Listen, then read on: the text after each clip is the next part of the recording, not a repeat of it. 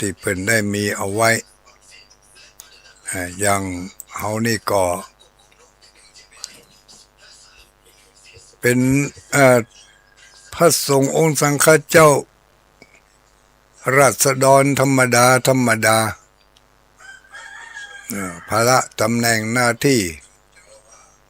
บ่ค่อยจะมีสักเท่าใดงานราชการก็บ่ค่อยจะยุ่งยาก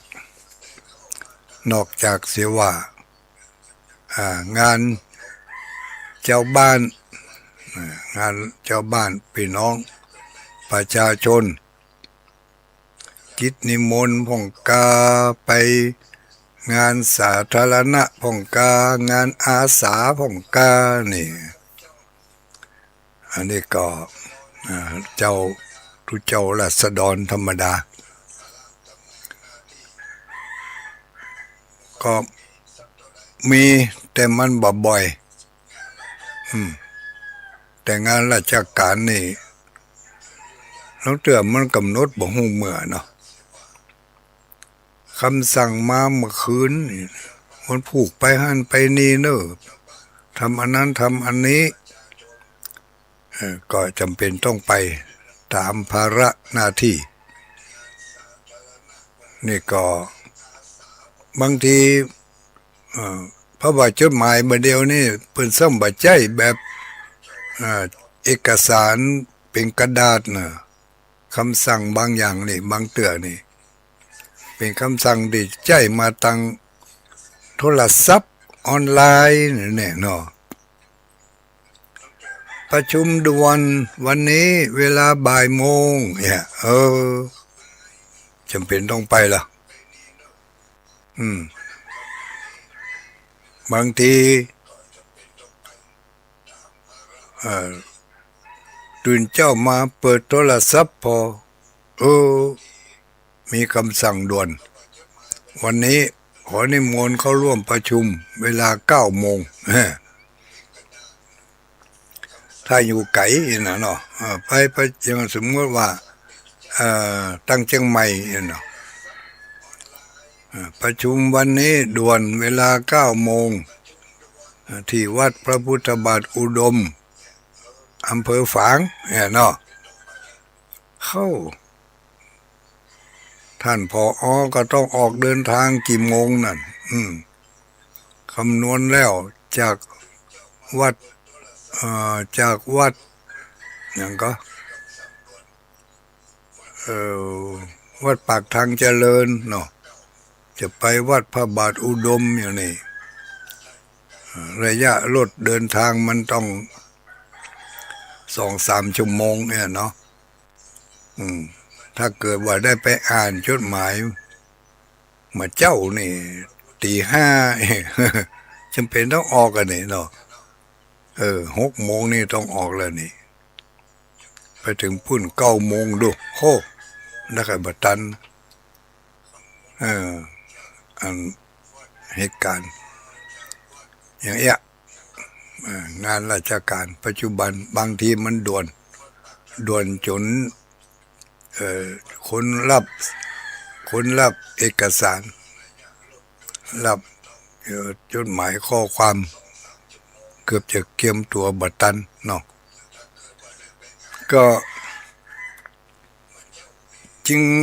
เป็นเหตุอันหนึ่งที่ทำให้ท่านผอ.ของเรา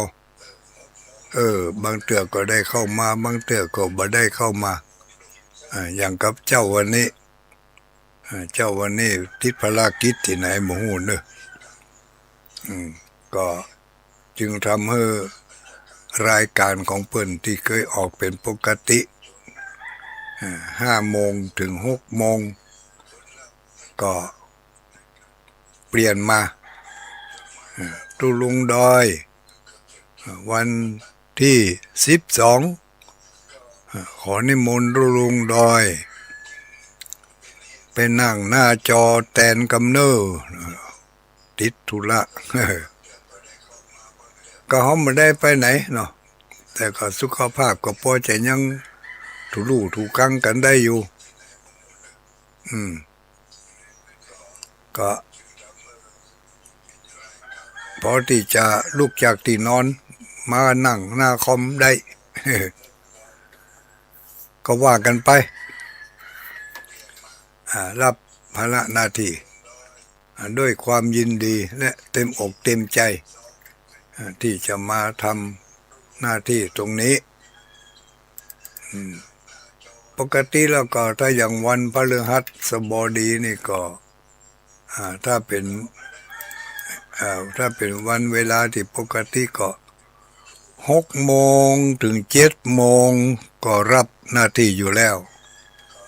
ในวันพฤหัสบดีพระเจ้าก็ทุกเจ้าวันพฤหัสเนาะ6 โมงถึง7 โมงอันนี้เป็นปกติถ้ามีพิเศษก็ยังเดียวนี้รับภาระหน้าที่ช่วยกันไปแบ่งเบาเพื่อบ่ให้มันเงียบมันเหงาทางเจ้าของสถานีเพิ่นถ้าบ่มีอุปสรรคเกี่ยว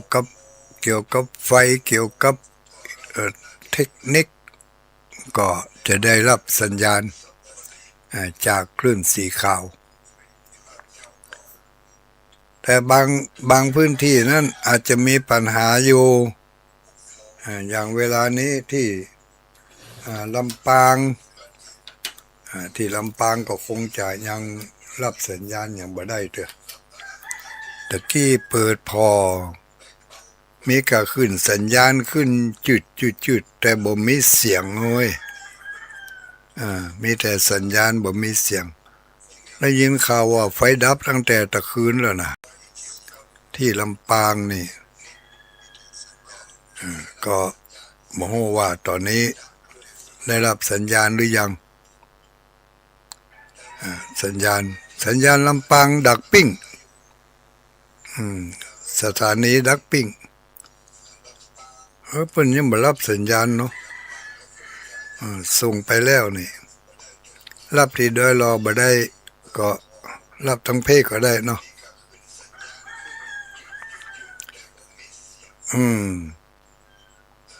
ดักปิ้งแต่โลลำปางดักปิ้ง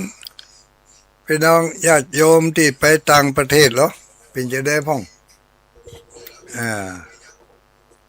ที่เดินทางไปต่างประเทศ ไปเอวเมืองจีนอีกวะโอ้สหาเอวยามหนาวไปเอวเมืองจีนยามหนาวจะได้หมูเนาะถ้าจะห้ามได้อยู่จ้าไปต่างประเทศเมืองเจีนตั้งอื่นตั้งไกลก็ถ้าจะรับสัญญาณได้อยู่เนาะทางใดทางลำป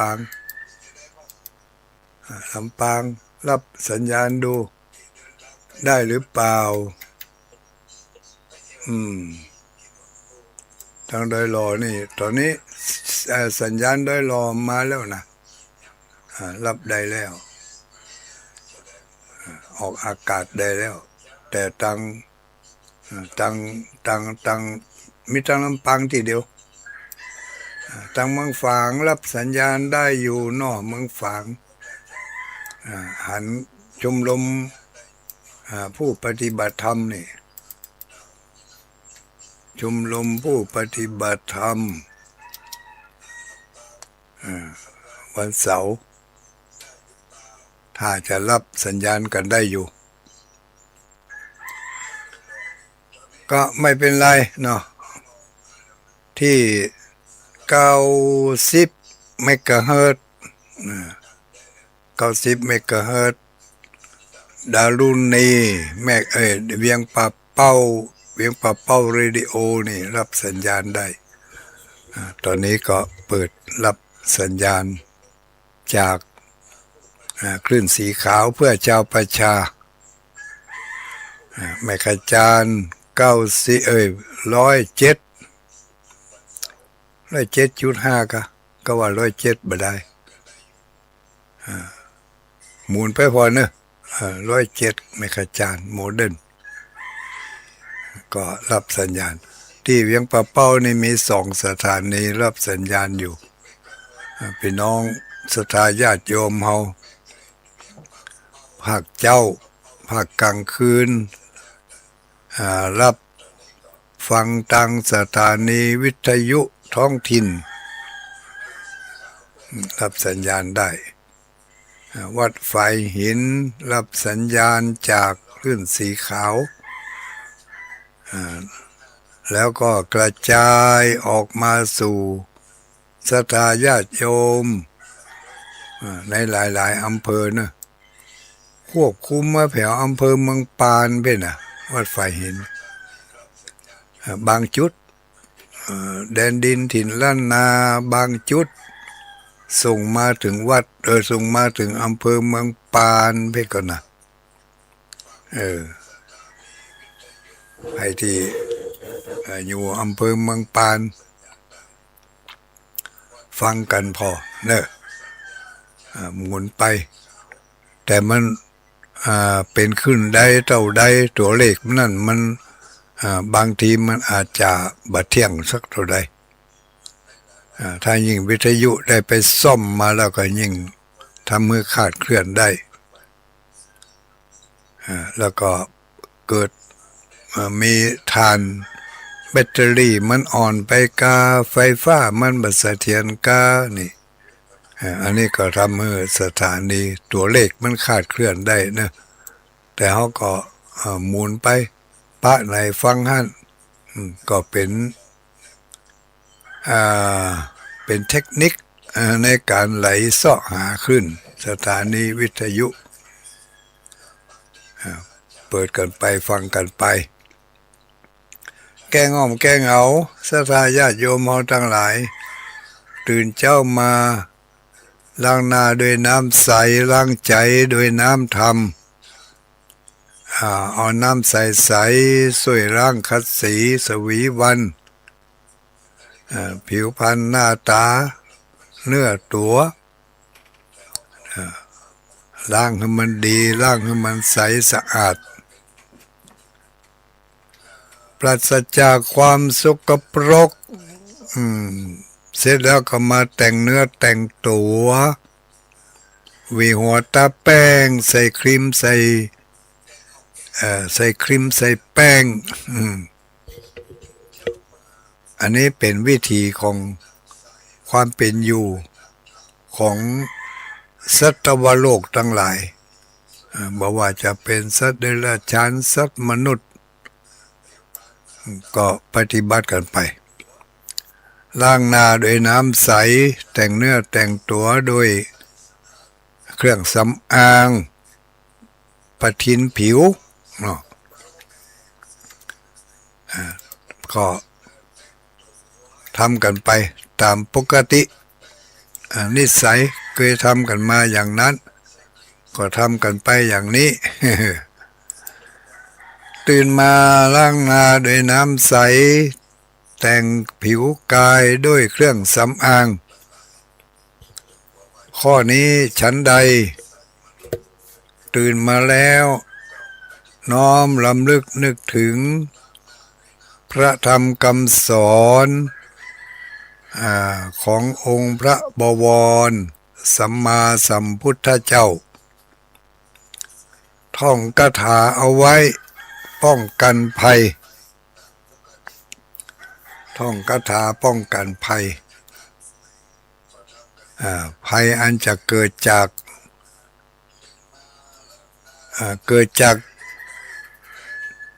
ประตูทั้ง6ของเฮามีประตูอยู่6ช่องที่จะทำให้เกิดความดีและช่องที่จะทำให้เกิดความบ่ดีอยู่ในช่องเดียวกันบางเตื้อความดีก็เข้ามาในช่องนั้นบางเตื้อเขาก็เปิดประตูรับความบ่ดีเข้ามาในช่องนั้นเช่นเดียวกันประตูของคนเฮามีอยู่6ประตู6ช่องด้วยกัน ที่จะรับเอาสิ่งต่างๆทั้งสิ่งที่ดีและสิ่งที่บ่ดีมันก็ยังกับประตูบ้านเฮานี่กันเนาะประตูบ้านเฮานี่ก็บางเทื่อก็เอาสิ่งที่ดีบางเทื่อมีสิ่งบ่ดีสลดสลันเข้ามาบางเทื่อมันก็เข้ามาด้วยความเต็มใจของเจ้าของบ้านเปิดประตูรับเอาสิ่งไม่ดีโดยความรู้เท่าไม่ถึงการอย่างหนึ่งด้วยความยินดีที่จะต้อนรับอย่างหนึ่งแล้วก็ด้วยความไม่หู้เห็นเลยนี่ประตูบ้านเฮานี่บางเทื่อเฮาก็เปิดรับสิ่งที่ดี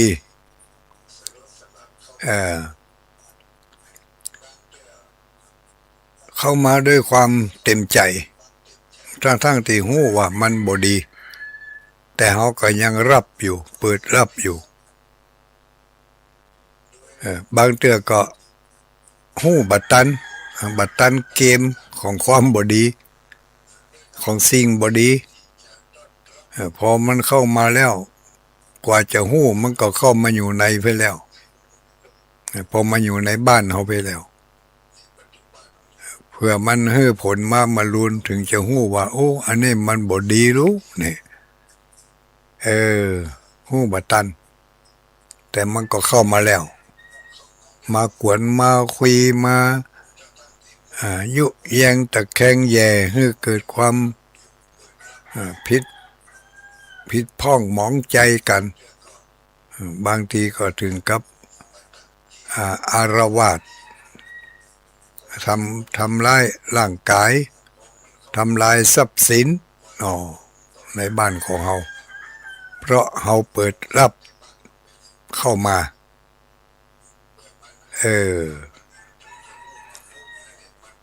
ในประตูใจประตูอายตนะก็มีตาหูจมูกลิ้นกายใจเปิ้นว่าช่องทางที่จะทำให้เกิดบุญและที่จะทำให้เกิดบาปมันก็เข้ามาช่องทางทั้งหกนี่แหละช่องทางที่หนึ่งตาเข้ามาตั้งตาช่องทางที่สองเข้ามาตั้งหูช่องทางที่สามเข้ามาตั้งตาหูจมูกลิ้นตั้งลิ้นตั้งจมูกตั้งลิ้นทางกายทางใจมี6ประตูแต่ละคนถ้าตามปกติแต่บางคนอาจจะบ่ปกติทางหูอาจจะเข้ามาบ่ได้แต่ก็เข้าทางตาทางหูดังทางปากได้อยู่บางคนก็เข้ามาทางตาบ่ได้แต่เข้าทางอื่นได้อะไรที่ว่าเข้ามาน่ะก็คือบาปและบุญเนาะบาปบุญมีอยู่6ช่องในตัวของแต่ละคนนี่ที่บาปกับบุญมันจะเข้ามาช่องใดทางใดแล้วแต่เราจะมีกลอนประตูอย่างดีถ้าเรามีก่อนประตูคอยปิดคอยเปิดก็สามารถที่จะป้องกันความบดี แล้วก็สามารถที่จะเปิดรับเอาสิ่งที่ดีๆเข้ามาบำรุงเข้ามาหล่อเลี้ยงบำรุงอายตนะบำรุงกายบำรุงใจ ในตัวของเรานี่มันมีองค์ประกอบสองอันน่ะเนาะอันที่หนึ่งก็คือร่างกายก็คือธาตุสี่อันที่สองก็คือจิตใจมีร่างกายแล้วก็มีจิตใจที่ประคับประคองประคองตนประคองตัวของเฮาให้อยู่ถ้าร่างกายดีสุขภาพร่างกายดีเฮาเปิดประตูต้อนรับเปิดประตูอายตนะอย่างจะเอามาเลี้ยงร่างกายก็คืออายตนะภายในก็คืออายตนะภายในกันเนาะก็คือลิ้นปากลิ้นหูดังเนาะหูดังปากลิ้นก็อย่างที่เคยว่านะปากนี่ลิ้นนี่ทำหน้าที่สองอย่างอะลิ้นทำหน้าที่กระดกกระดักแล้วเป็นสำเนียงออกมาเป็นภาษาสื่อกันหู้เรื่องอย่างกับเวลานี้ตุลุงอัตมาภาพใจลิ้นกระดกกระเด็กพร้อมกับเสียงเปลี่ยนเป็นเสียงแล้วก็หน้าที่อีกอันหนึ่งก็ลิ้มรสของอาหารที่ใส่เข้าไปในลิ้นเป็นผู้ที่หับหู้เพิ่นเรียกว่าอะไรอย่างคานะวิญญาณคานะวิญญาณที่หับหู้ทางลิ้นทำหน้าที่ของไปของมันนะเนาะลิ้นก็ทำหน้าที่ในการหับหู้รสชาติต่างๆแล้วก็ทำหน้าที่ในการแปลกำกึดออกม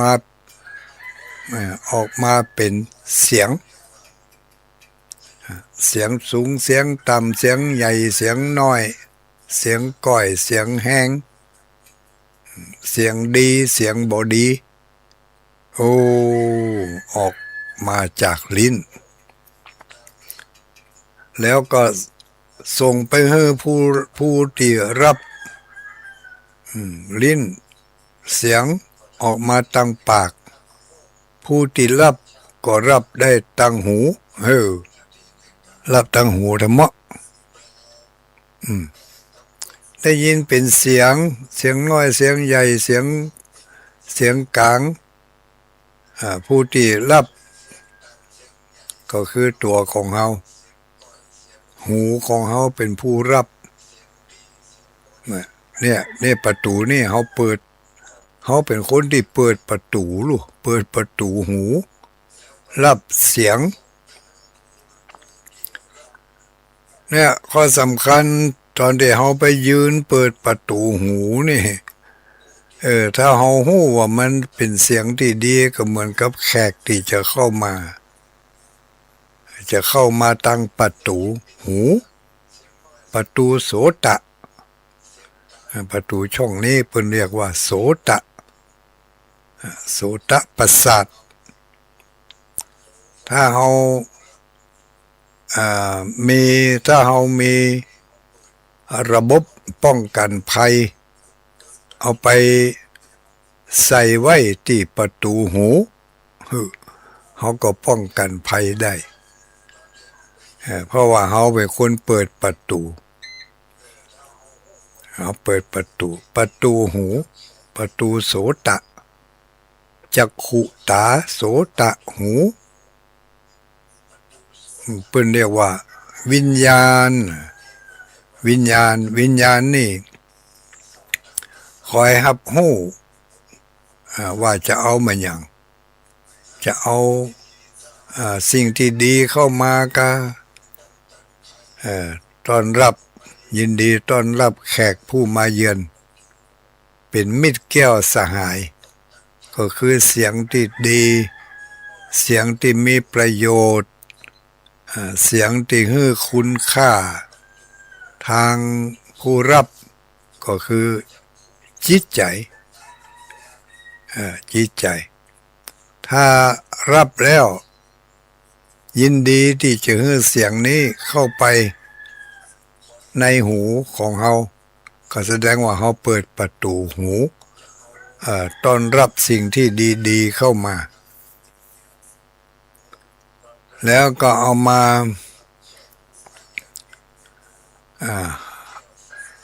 ากล่อมเกลียงเลี้ยงไว้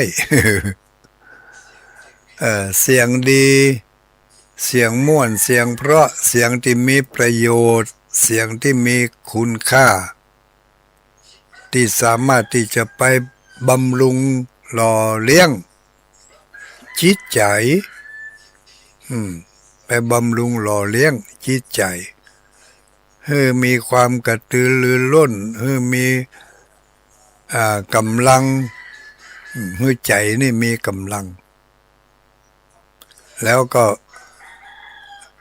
ไปขยับขับเคลื่อนสิ่งใดที่มันยังบ่เกิดก็ให้เกิดขึ้นทั้งในทางที่ดีและในทางที่ไม่ดีมันจะอยู่ที่ตัวแปรอยู่ทางในบุญแห่งกรรมเนี่ยก็อย่างที่ว่าทีนี้เราจะต้องใช้อาศัยน้ำพระธรรมเป็นผู้กลั่นกรองเป็นผู้กลั่นกรองส่วยล้างคัดสีเสียงต่างๆที่เข้ามาต่างหูรูปต่างๆที่เข้ามาต่างตาคือประตูหูประตูตาอันนี้ต้องอาศัยผู้ที่ควบคุมประตูของเราประตูใจประตูหูเนาะประตูหูเอาประตูหูอย่างเดียวกันเดี๋ยวจะงงกันอย่างอื่นก็เหมือนกันเนอะต้องมีนายทวารต้องมีผู้ที่คอยเฝ้าประตูถึง6นั่นที่เขาเข้าใจกันง่ายๆอย่างที่กำลังอู้อยู่เนี่ยประตูหูที่ผู้ที่อู้ไปจะตั้งใจอู้ในทางที่ดีหรือตั้งใจอู้ในทางที่ไม่ดีมันก็เป็นกลางๆอยู่นะคือทั้งดีและทั้งไม่ดีอย่างเสียงที่ออกมาเวลานี้ที่กำลังเข้าหูของหมู่เฮาทั้งหลายอยู่นี่จะดีหรือไม่ดีนะมันเป็นกลางมันเป็นกลางแล้วมันไปแปรรูปแปรร่างเมื่อมันเข้าประตูไปแล้วผู้ที่รับเสียงนี้จะเอาก็บ่เอา ถ้ารับเสียงนี้ถ้ายินดีให้เสียงนี้เข้าไปก็แสดงว่ายินดีต้อนรับเสียงเมื่อเข้าไปแล้วก็ไปกลั่นกรองแถมกรรมหนึ่งทีนี้เจ้าของประตูก็คือหูเจ้าของหูนี่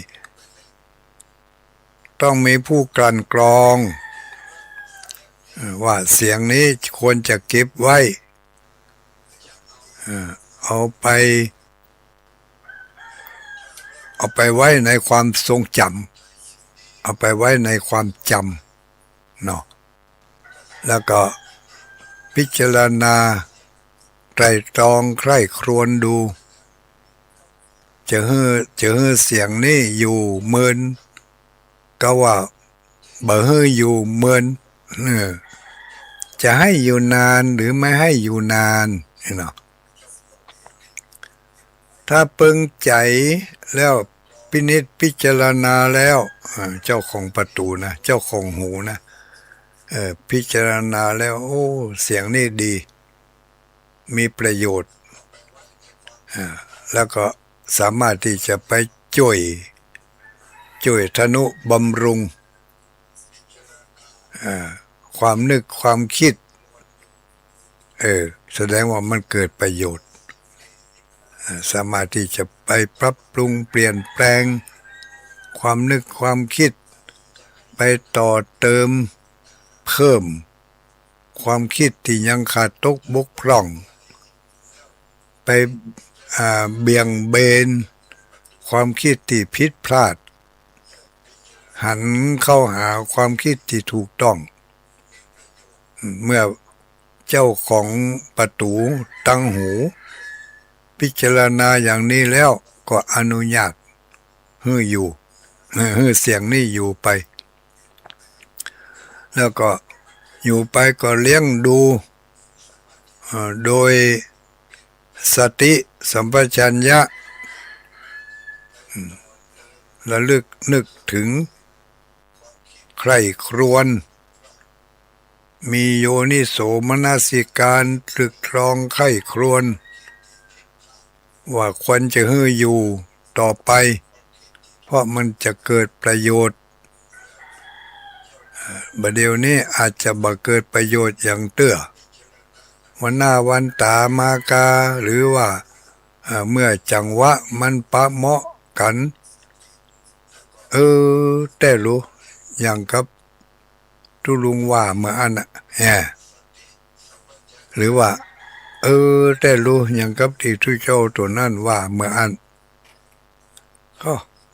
เขาจะต้องปรับปรุงละต้องปรับพฤติกรรมอะไรอย่างต่างๆของเขาละเมื่อลองปรับใจพอมันเกิดประโยชน์ให้ความสุขให้ความสร้างสรรค์ต่อยอดของคุณงามความดีต่างๆที่เขาได้ทำมาบางทีมันบ่ถึงที่บางทีมันทำความดีแต่มันบ่ถึงที่ดีเขาก็สะให้ก่อนพอมานึกได้มาลุ้นเอาไปต่อยอดทำก็ยังดีอยู่เนี่ยเอาน้ำทำช่วยชำระล้างความนึกความคิดเอามากลั่นกรองความคิดที่ดีเสียงที่ดีเข้ามาแล้วก็เอามาอยู่ในหูไปฝังไว้ในสัญญาคือความจำพิจารณาไตรตรองโดยโยนิโสมนสิการตอนนี้เป็นหน้าที่ของสติปัญญาละเป็นหน้าที่ของสติปัญญาจะเก็บไว้หรือจะเอาขว้างจะเอาทิ้งเสียกาไม่เอาแล้วมึงมาทางใดก็ไปทางนั้นมันเข้ามาทางหูก็เอาออกไปทางหูพุ่นเอาออกปิกคืนไปไล่ห้ำมันออกไป จะไปมาอยู่ในใจนี่เมินโอ้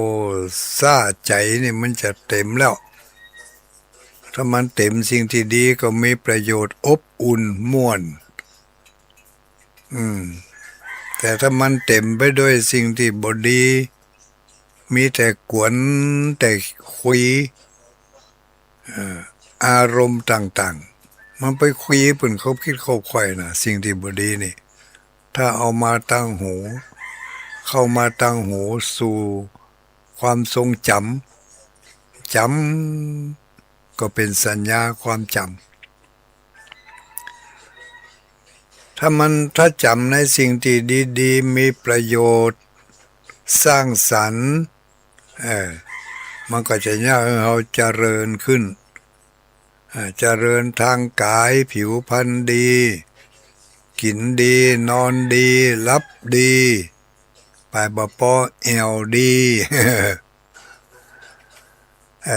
ก็คือไปดีมาดีแหละก็อยู่ก็ดีตัว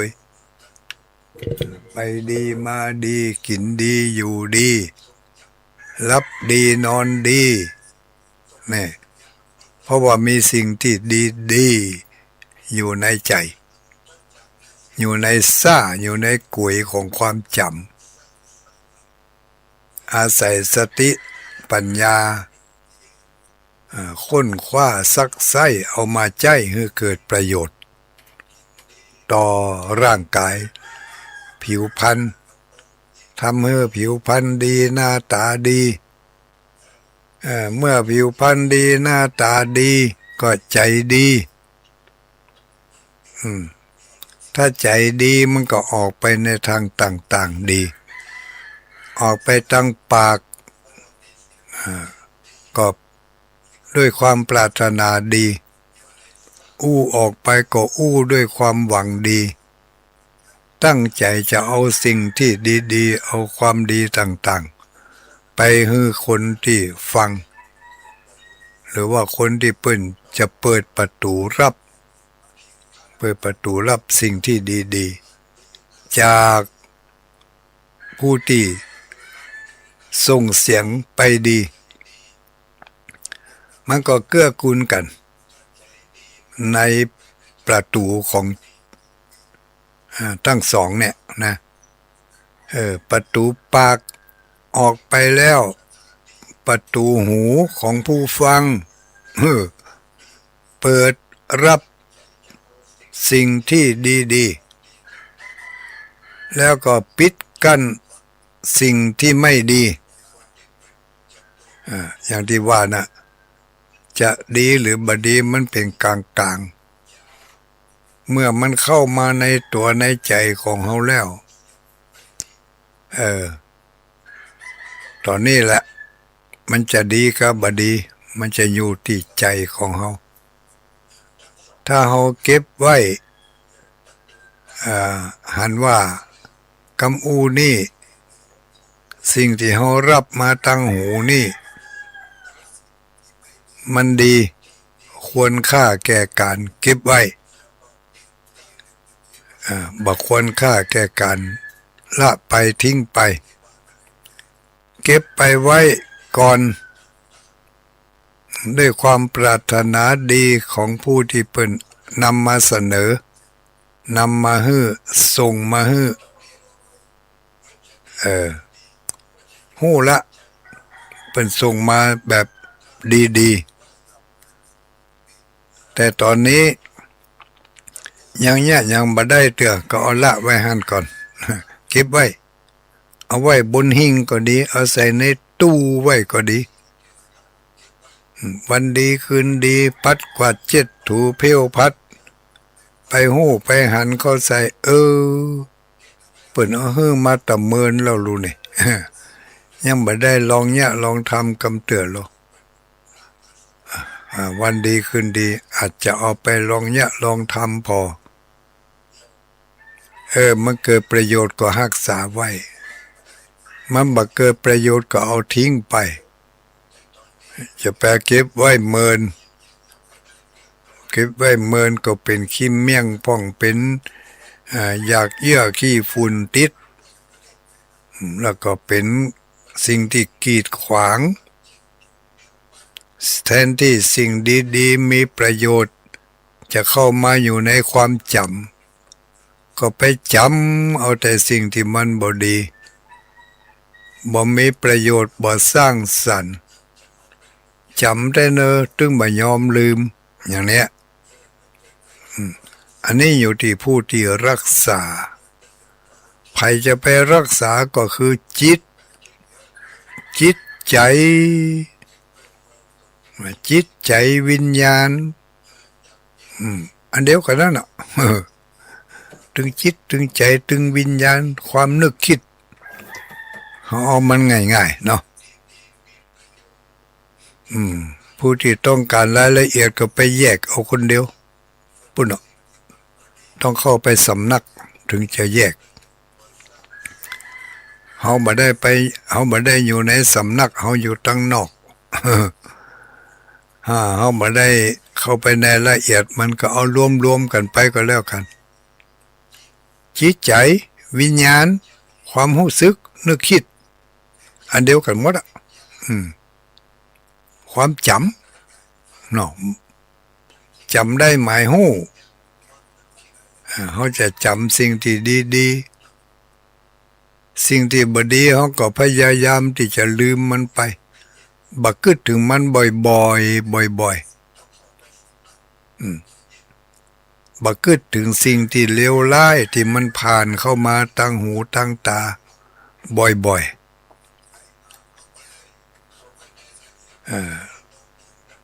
ถ้าจะกึดถ้าเกิดมันกึดขึ้นมามันก็ห้ามบ่ได้เนาะมันจะกึดก็ปล่อยมันกึดแต่ในเมื่อมันกึดจะกึดในทางที่ดีหรือกึดในทางที่บ่ดีมันก็จะอยู่นี่ที่สติปัญญาของเขาจะกลั่นกรองถ้ามันเป็นสิ่งที่ดีเรื่องที่ดีเสียงที่ดีมีประโยชน์สร้างสรรค์ช่วยให้เรามีความสุขมีความสบายมีความคิดความอ่านที่ถูกต้องตามคันลองคองธรรมเขาก็เก็บไว้ก็เหมือนกับของกินที่ดีก็เอาใส่ขวดใส่อัพปิดฝาไว้ใครอยากมาได้ก็เอามากินมาอั้นน้ำธรรมคำสอนความปรารถนาดีของผู้ที่เพิ่นส่งมาให้เฮานี่ก็ยังเดียวกันเป็นอาหารใจลูกอาหารใจกำอูบางอย่างหัวข้อธรรมบางข้อที่เฮาได้ยินได้ฟังนั้นด้วยความปรารถนาดีของผู้ที่เปิ่นฮื้อมาเฮาก็เก็บไว้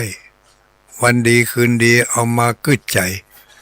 ก็เหมือนกับของที่เฮาเอาไปวางไว้บนตู้หลังตู้ก็ดีในตู้ก็ดี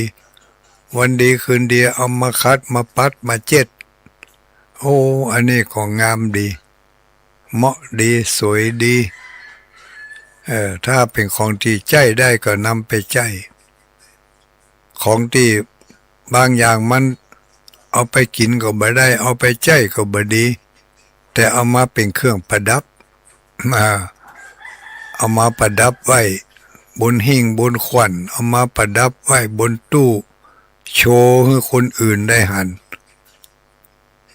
มันก็ยังญาติโยมทั้งหลายเนื้อตัวร่างกายของเฮาผิวพรรณวรรณะกิริยามารยาทตลอดถึงกำอู้กำจ๋าต่างๆเหล่านี้บางเตื้อเฮาก็เอาไปใจได้ทันทีเปิ้นอู้มาเฮาได้ยินปุ๊บก็ใจได้ทันทีแต่บางเตื้อกำอู้กำจ๋าของคนบางคนของท่านบางท่านเป็นกำอู้ที่ดีมีประโยชน์เป็นสาระแต่ยังบ่ถึงเวลาที่เฮาจะทำอย่างที่เปิ้นอู้นั่นได้เตื้อก็เก็บไว้ก่อนเก็บไว้มันบ่อยู่ในอารมณ์ที่จะได้ทำได้ ก็เหมือนมันเตื้อเอาไว้ให้ก่อนจำไว้เปิ้นว่ามันดีลูกมันดีอย่างใดมันเดี๋ยวนี้เฮายังบ่เข้าใจเตื้อว่ามันดีอย่างใดบ่ฮู้จักวิธีใจเตื้อก็เก็บไว้ให้ก่อนเก็บไว้ในความจำมันก็ยังว่าวันดีคืนดีในเมื่ออารมณ์มันมาประสบปะเหมาะจังหวะมันฮือกันแล้วมันอาจจะเกิดประโยชน์ในตอนนั้นตอนนี้มันบ่เกิดประโยชน์บ่อย่างสักอย่างเพราะว่าอารมณ์มันบ่เข้ากัน มันบ่อยู่ในอารมณ์เดียวกันก็ เอาละไว้หันก่อนวันดีคืนดีเอามาสวยล่างคัดสีเจ็ดถูมันก็ยังบ่งามเด้อมันก็ยังบ่ดีเด้อมันยังบ่เกิดประโยชน์เด้อนั่นก็เอาทิ้งไปเลยสะไป บ่ต้องเก็บไว้คือมันรกแต่ถ้ามันดีมีประโยชน์สร้างสรรค์ก็ลองเก็บไปพอเก็บไปนำไปใช้เกิดประโยชน์สร้างสรรค์สิ่งที่ดีที่งามความดีทั้งหลายความบดีทั้งปวงไม่ใช่ว่าอยู่ที่สื่อที่นำมาเสนอเสมอไปก็อย่างที่ว่าตั้งตอนต้นน่ะสื่อที่เขาได้รับนิ้วนี้มันเป็นกลางมีตึงดีมีตึงบ่ดีถ้าถูกอารมณ์ถูกอกถูกใจก็เป็นสิ่งที่ดีม่วนถ้าบ่ถูกอารมณ์บ่ถูกอกบ่ถูกใจก็ยังเป็นสิ่งที่บ่ดีบ่ม่วนบ่ควรแก่การที่จะเก็บไว้อย่างประมาณนี้แต่ก็คนเฮาเนี่ยมนุษย์มนานี่มันจำนะสิ่งที่ดีมันก็จำสิ่งที่บ่ดีมันก็จำมันเก็บไว้หมดอ่ะเก็บไว้ก็เหมือนกับเอามาวางไว้บนหิ้งบนขวัญบนหลังตู้ในตู้วันดีคืนดีเปิดพอปะเข้าใส่หรือว่าบางทีวันดีคืนดีโอกาสดีกึดใจได้พอดีว่าเหตุการณ์นั้นเหตุการณ์ที่มันปะเฉพาะหน้าในขณะนั้นมันไปเหมือนกับเหตุการณ์ที่เขาเก็บไว้อย่างนี้ก็เกิดประโยชน์สร้างสรรค์นำมาเปลี่ยนพฤติกรรมเปลี่ยนคำอู้เปลี่ยนการแสดงออกทางกายกรรมวจีกรรมโดยอาศัยการกระตุกนึกคิดขึ้นมาได้ในเมื่อเราได้ฟังเมื่อก่อนปุ่นเห็นนะแต่ก่อนเราได้ฟังมาอย่างนี้มาได้กับเราบัดเดียวนี่แล้วอันเนี้ยดีเรียกว่าค้นคว้าใ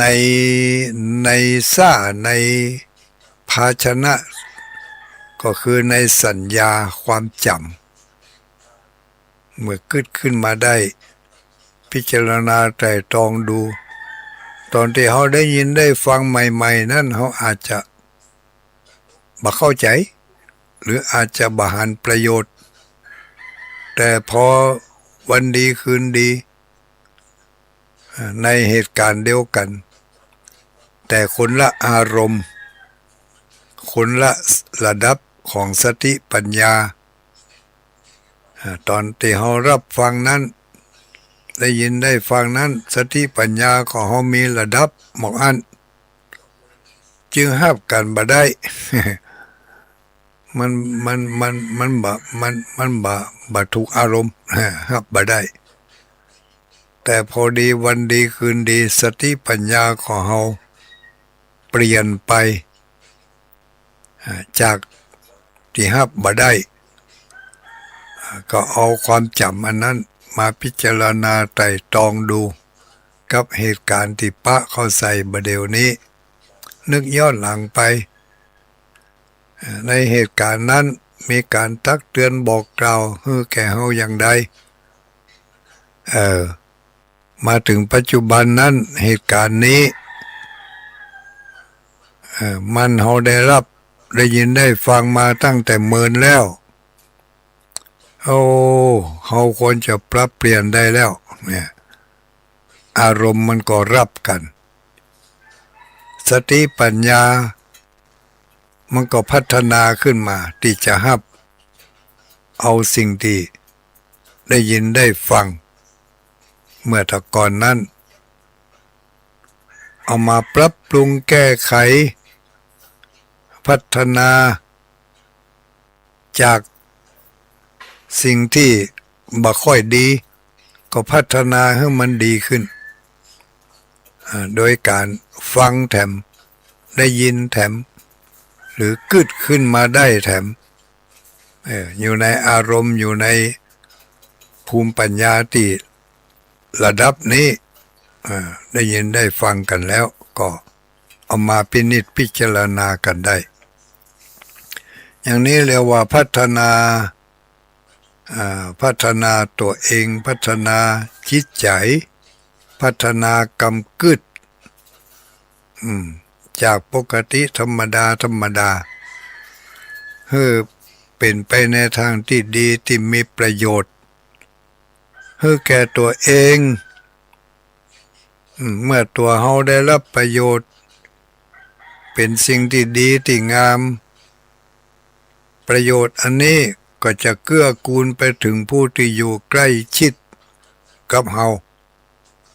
เช่นบิดามารดาพ่ออุ้ยแม่อุ้ย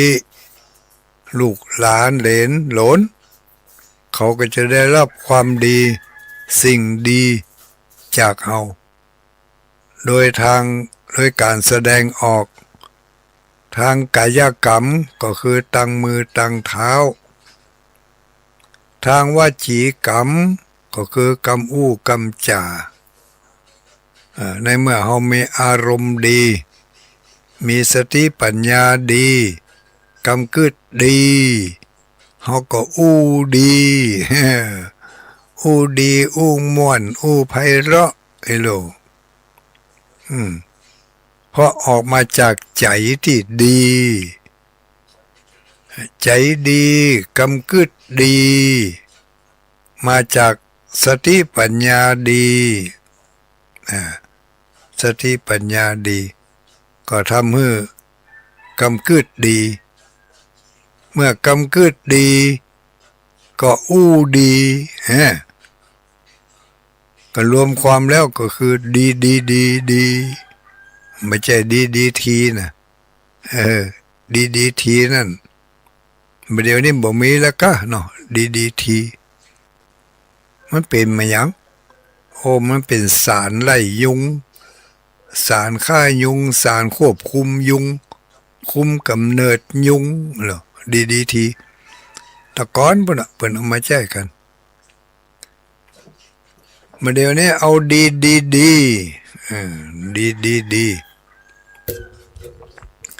มาจากได้ยินดีได้ยินในสิ่งที่ดีแล้วก็เอาไปเก็บไว้ในที่ดีก็คือสัญญาความจำดีจำไว้ให้มันดีจำไว้เมินเมื่อจำได้ดีวันดีคืนดีก็เอามาสวยร่างคัดสีให้มันดูดีเนาะให้มันดูดีเอาเสียงที่ได้ยินนี่แหละ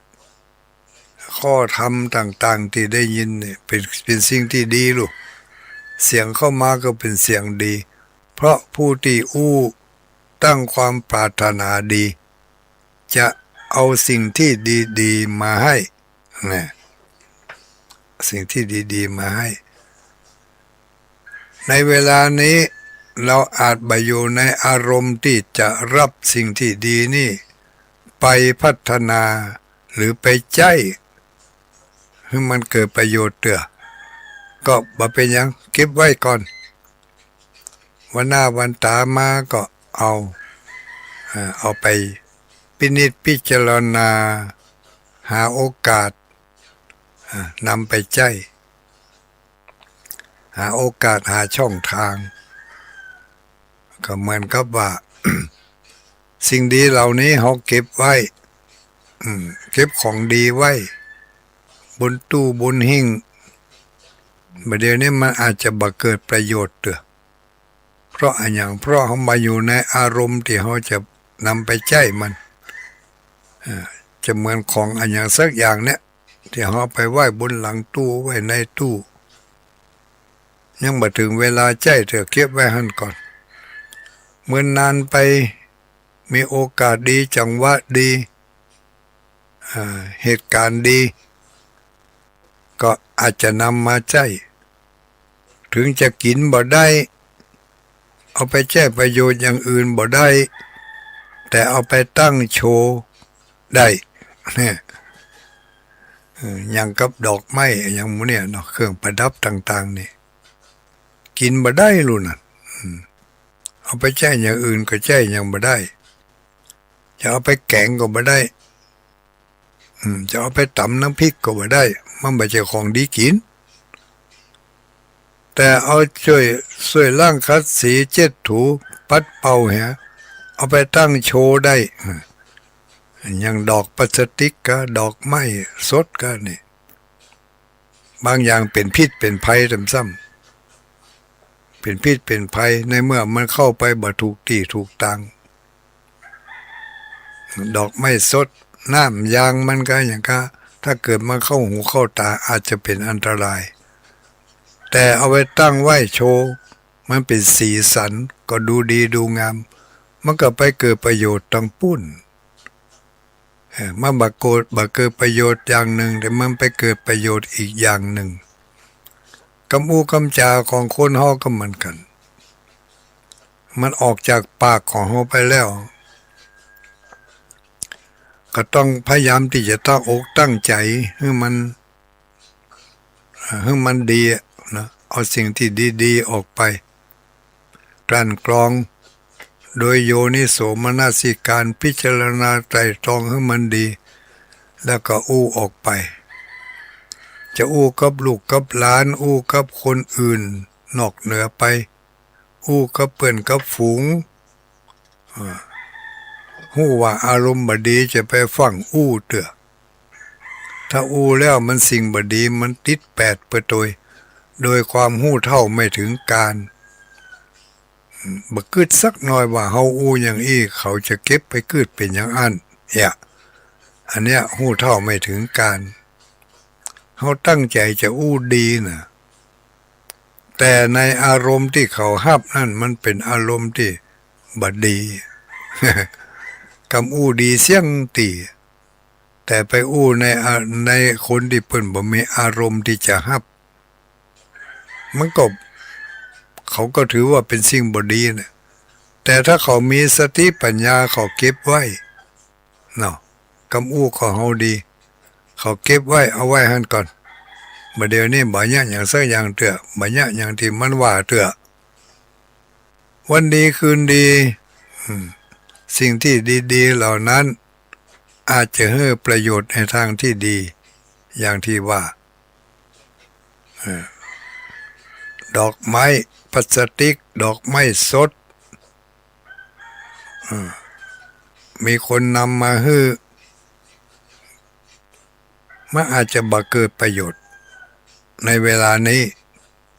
เก็บไว้หันก่อนเพราะมันยังเป็นของดีของงามบัดเดี๋ยวนี้มันบ่อยู่ในอารมณ์ที่จะเอามาประดับประดาอย่าง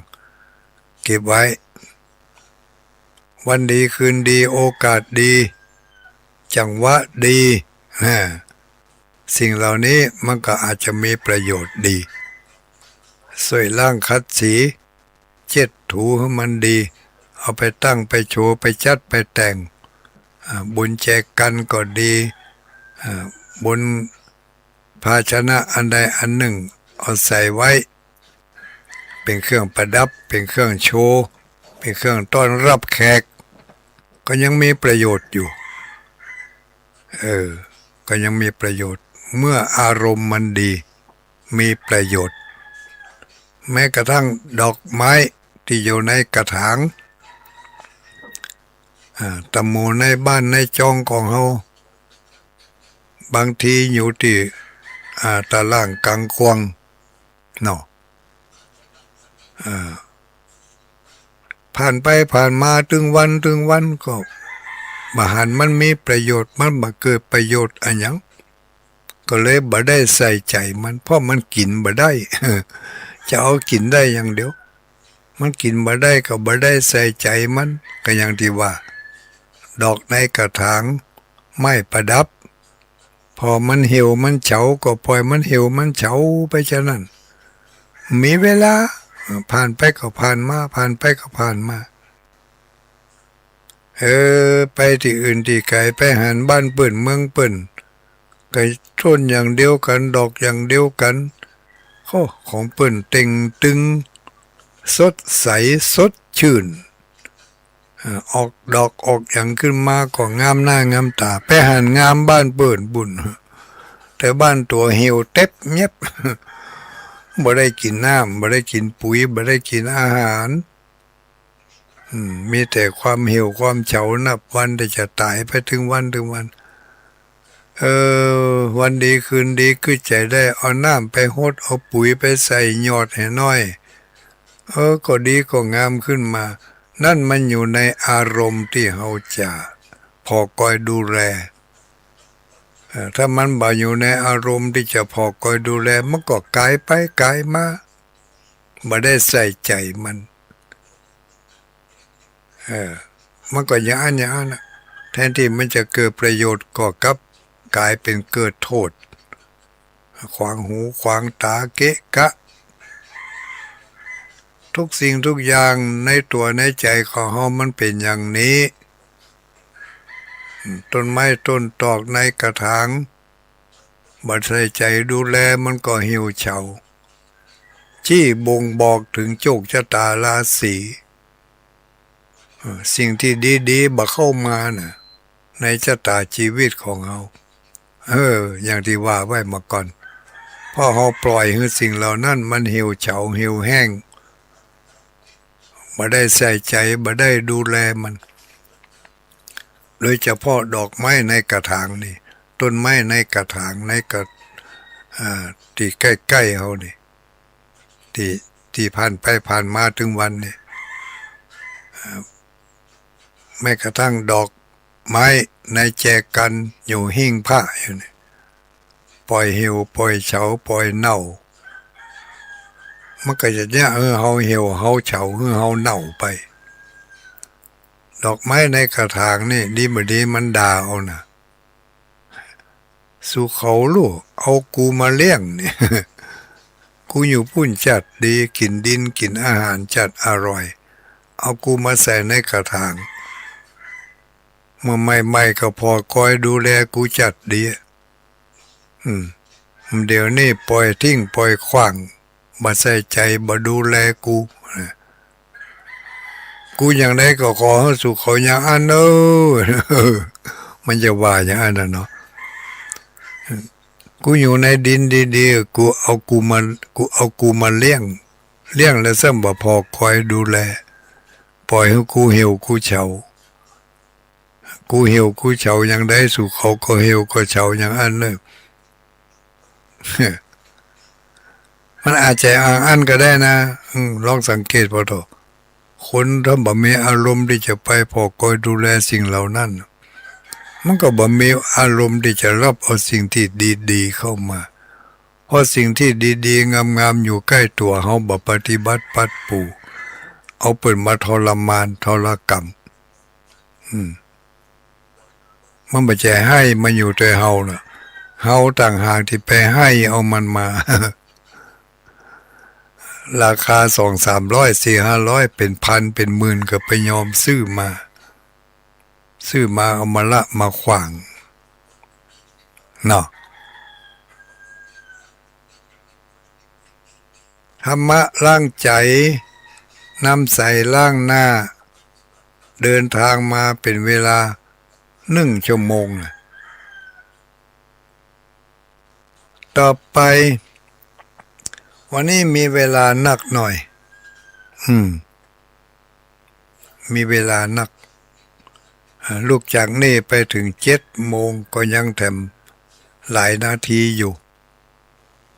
ขอประกาศอนุโมทนาขอบคุณขอบใจกับคณะศรัทธาญาติโยมพุทธบริษัท ทั้งอุบาสกอุบาสิกาตลอดจนถึงพระสงฆ์องค์สังฆเจ้าทุกรูปทุกตนทุกองค์เนาะที่ได้ร่วมกันจัดกิจกรรมได้ร่วมกันจัดกิจกรรมที่ผ่านมาเมื่อตะวานี่เนาะตะวานี่มีกิจกรรมที่ ทางคณะสงฆ์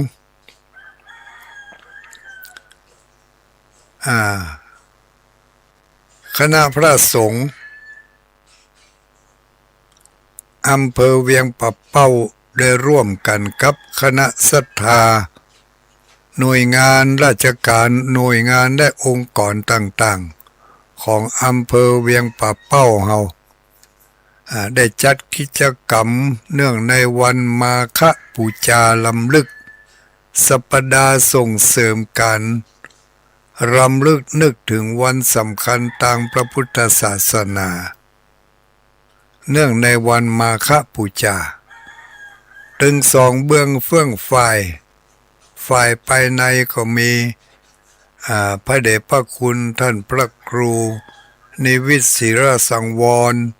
เจ้าคณะอำเภอเวียงปะเป้าเป็นประธานที่ตามมาโดยบริวารคณะพระสงฆ์รองเจ้าคณะอำเภอเจ้าคณะตำบลแล้วก็ลูกพระลูกเน้นทั้งหลายได้ช่วยกันจัดงานมีการแห่ธงแห่ธงชาติไทยแห่ธงธรรมเสมาธรรมจักรตั้งขบวนกันแห่กันมาท่ามกลางใจวิตวาม เพราะว่าฝนมันอ่อยลงมาฝนอ่อยลงมาแสดงความชื่นชมยินดีในการปฏิบัติดีปฏิบัติชอบของคณะพุทธบริษัทตกมาน้อยหนึ่งพอมาถึงวัดถึงวาที่วัดป่างิ้วหันแล้วฝนก็เริ่มหายไปเหลือแต่ความเย็นชุ่มฉ่ำแดดก็บ่ฮ้อนฝนก็บ่ตกเย็นดีพร้อมกันนั้นพระสงฆ์องค์สังฆเนรพระสงฆ์องค์สังฆเจ้าภิกษุสามเณรก็ให้ความร่วมไม้ร่วมมือไปร่วมงานร่วมกิจกรรมกันมากหน้าหลายตา54 วัด57 วัดแต่ละวัดก็ไปกันอาจจะมีบางวัดที่ท่านเจ้าอาวาสบ่ได้ไปแต่ก็ส่งลูกพระลูกเนนภายในวัดไปร่วมกิจกรรมคณะศรัทธาญาติโยมอุบาสกอุบาสิกาก็ไปกันนักกันหลายอย่างน้อยวัดหนึ่งอย่างน้อยก็สัก10 คนอีกแต่ว่านี่เราสังเกตพอที่วัดป่างิ้วเมื่อป่างิ้วมีเก้าอี้อยู่2,000 ป่ายนะเอามาจัดให้นั่งถ้าจะบ่ปอตะวันนี่คนก็นักกันหลายนักแกนั่งเก้าอี้เต็มในเต้นในที่จัดไว้ตั้งนอกแถมบรรดาคนที่ไปยืน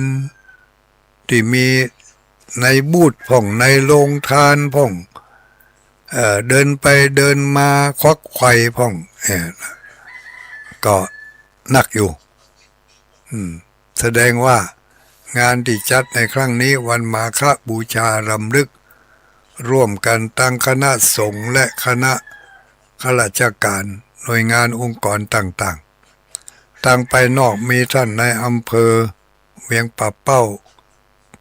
ป็นประธานติดตามมาโดยคณะข้าราชการแต่ละแผนกแต่ละฝ่ายหน่วยงานท้องถิ่นเทศบาลอบต ก็สนับสนุนกิจกรรมในครั้งนี้ถ้าหันอย่างอีแล้วก็ คณะผู้ดำเนินรายการอันมีตั้งคณะสงฆ์แล้วก็ตั้งฝ่ายบ้านตั้งฝ่ายหน่วยงานองค์กรสภาวัฒนธรรมสมาพันธ์ชาวพุทธ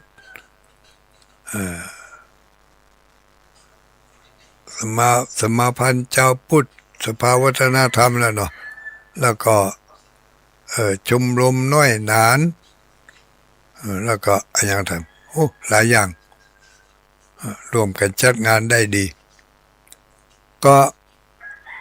ทำให้เกิดข้อคิดต่อไปแถมเกิดความคิดสร้างสรรค์ที่จะร่วมสนับสนุนหรือว่าจะสร้างสรรค์งานต่อไปเกี่ยวกับงานทางพระพุทธศาสนาที่จะมีต่อไปตั้งหน้าก็มีทำหลายงานอยู่มีกำลังใจที่จะทำให้พระสงฆ์องค์สังฆเจ้าของเราที่จะร่วมกิจกรรมและสร้างสรรค์ในงานต่อไปอยากจะทำงานต่อไปงานอย่างที่ใกล้ๆนี่กิจกรรมก็มีงานปีใหม่เนาะปีใหม่การวะดำหัวครูบาอาจารย์พระสงฆ์องค์สังฆเจ้าตั้งไปในตั้งไปนอกก็มีการการวะดำหัวคณะข้าราชการอันมีท่านในอำเภอของแต่ละอำเภออย่างในอำเภอเวียงปับเป้าของเขานี่อาจจะมีการจัดกิจกรรมอย่างใดอย่างหนึ่งในเทศกาลสงกรานต์ปีใหม่เนาะถ้าจากสงกรานต์ปีใหม่ถ้าได้รับผลดีอย่างกับงานมาฆบูชานี้ก็จะเป็นงานต่อไปแถมก็คืองานวิสาขบูชาวิสาขบูชาจัดแล้วเมื่อประเมินออกมาแล้วถ้ามันได้ผลดี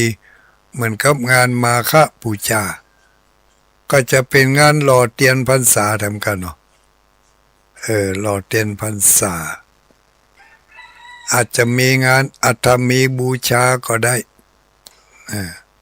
อัฐมีบูชานี่บ่ค่อยมีไผได้จัดกันเมื่อนานๆเขาจะหันวัดนั่นวัดนี่เพิ่นจัดวันอัฐมีบูชาก็คือวันเผาศพเผาสรีระบรมเผาสรีระขององค์สมเด็จพระสัมมาสัมพุทธเจ้าหลังจากปรินิพพานในวันวิสาขบูชาถัดมาแถม7 วันเพิ่งก็เผาถวายพระเพลิงแด่องค์สมเด็จพระสัมมาสัมพุทธเจ้าอยู่ในช่วงของวันอัฐมีบูชาถัดจากนั้นก็เป็นเทศกาล จะรอเทียนพรรษาทำแล้วจากรอเทียนพรรษาก็มีงานอันนั้นก็งานเข้าพรรษางานเข้าพรรษานี่ ที่งานสำคัญอันหนึ่งเนื่องในวันเข้าพรรษาก็คือวันแรม1 ค่ำเดือน10แรม1 ค่ำเดือน10นี่ทุกปีที่คณะสงฆ์อำเภอเวียงป่าเป้าและอำเภอดอยสะเก็ดจัดให้มีกิจกรรมส่งน้ำพระธาตุเจดีย์ส่งน้ำพระพุทธรูป4 2 เมืองที่ดอยม่อน2 เมือง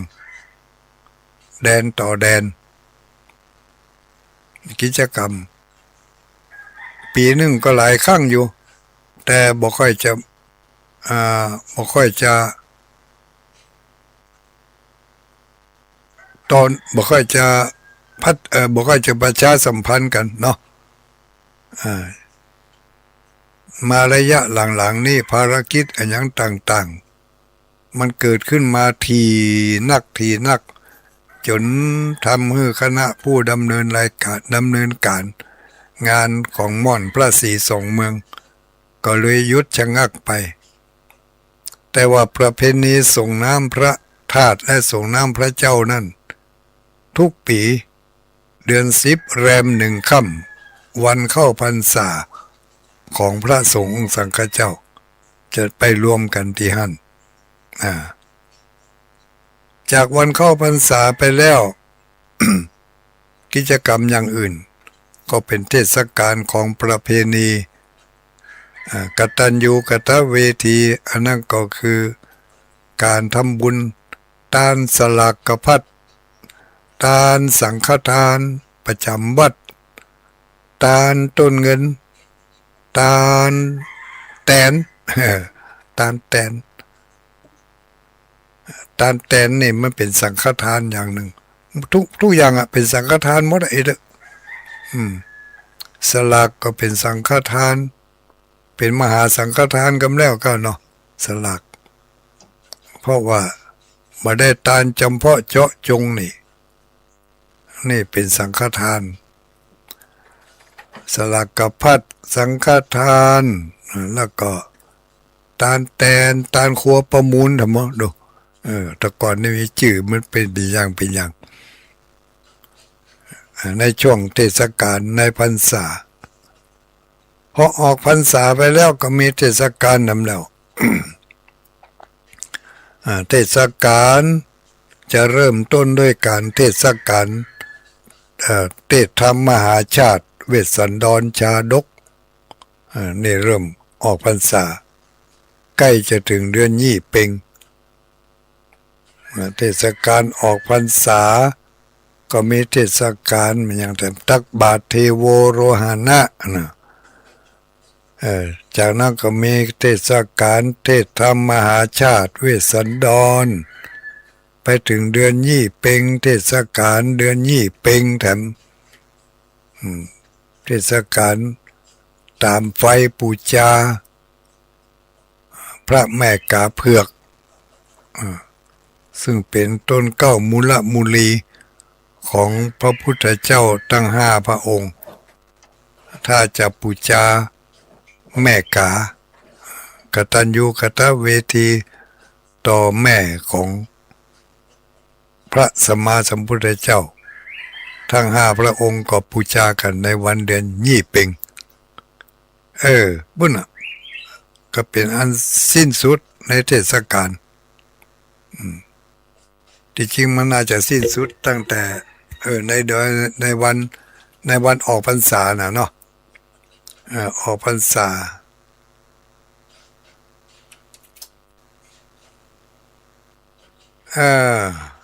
เอาใกล้ๆเฮานี่ขออนุโมทนากับทุกคนทุกท่านทุกหน่วยงานทุกองค์กรที่ได้ร่วมกันจัดกิจกรรมในวันมาฆบูชาอนุโมทนาขอบคุณขอบใจผู้ได้ร่วมเป็นเจ้าภาพโรงทานเจ้าภาพจัดบูธเจ้าภาพสิ่งของรางวัลไผได้รางวัลบล่ำบเหลือบ่ฮู้เนิดว่านี่นะวิทยุทรานซิสเตอร์อย่างน้อย10เครื่องเปิดฟังพ่องก็นี่ที่ได้รับไปตะว่านี่ต้องเปิดฟังเนอะแล้วก็โทรศัพท์แจ้งมาว่าไผได้รับวิทยุทรานซิสเตอร์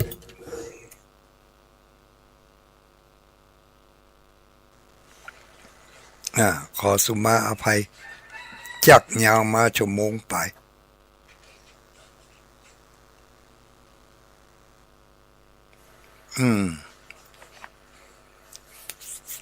ขี้ฝุ่นเริ่มขึ้นแล้วก้านี่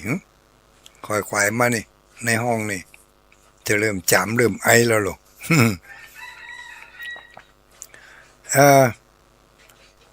ได้รับวิทยุทรานซิสเตอร์ทำพระครูดอยครับทำพระครูมหาเสาแก้วเนาะ แล้วก็ได้รับเตารีดจากท่านอาจารย์พานุพงศ์10 ตัวโอ้โหเตารีดผ้าเอาไว้รีดผ้าสบาย เออ10 ตัวก็ผ่านพ้นไปด้วยดีเนาะแล้วก็พร้อมกันนั้นก็มีรางวัลแถมหลายชิ้นหลายส่วนมาได้ชื่อเพิ่นแล้วจะน้อยอกน้อยใจ โอ้ข้าก็เอารางวัลไปหอมรู้ยังบ่บอกอีนะสุมาเถอะเนอะตุลุงบ่ได้จดชื่อไว้ไผเอามายังไปหอมพ่องจำได้ก็ของตัวเก่าที่มีส่วนเกี่ยวข้อง ส่วนคนอื่นนั่นจำบ่ได้เฮ้ยเพราะว่าโมมันเป็นไผพ่องเนาะแม่น้องว่าจะได้กราบนมัสการตุลุงเจ้าอันนี้แม่น้องแฮกเกอร์เนาะบ้านป่างิ้วรับจากลาย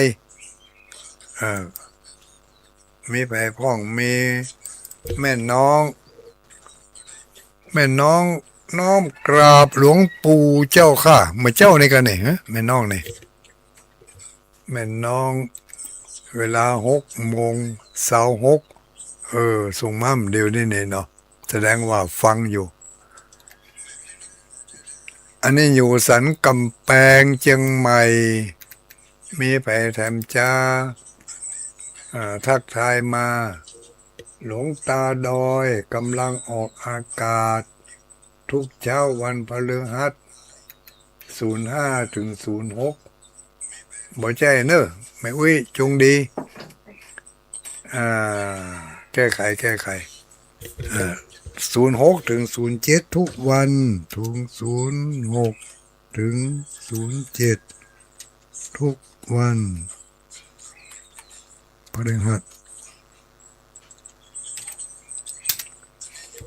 วันพฤหัสเนอะวันนี้มาได้ที่06 05 ถึง 06นะไม่ใช่05 ถึง 07วันนี้2 ชั่วโมงเลยนะนั่งยาวเลยเนี่ยดีถ้านั่งพดสบายนี่บ่ไหวละมาเดียวแต่ว่าก็บ่ได้ขึ้นไปนั่งแต่นก็เปิ่นสักกำสุขภาพตั้งข้อเท้ามันไม่เอื้ออำนวย สุมาเถอะข้อเท้ามันแกนมันคัดขึ้นไปนั่งเรียบบ่ได้ละเป็นบางเตื้อนะบางเตื้อก็นั่งได้อยู่แต่บางเตื้อก็นั่งบ่ได้สุมาเถอะมันแกนมันคัดนั่งพับเพียบพักได้ก็ได้ก็เลยไปนั่งบ่ได้ครับเปิ่นตะวาบ่ได้ขึ้นแต่นสักคำก็อยู่ทั้งลุ่มทั้งล่าง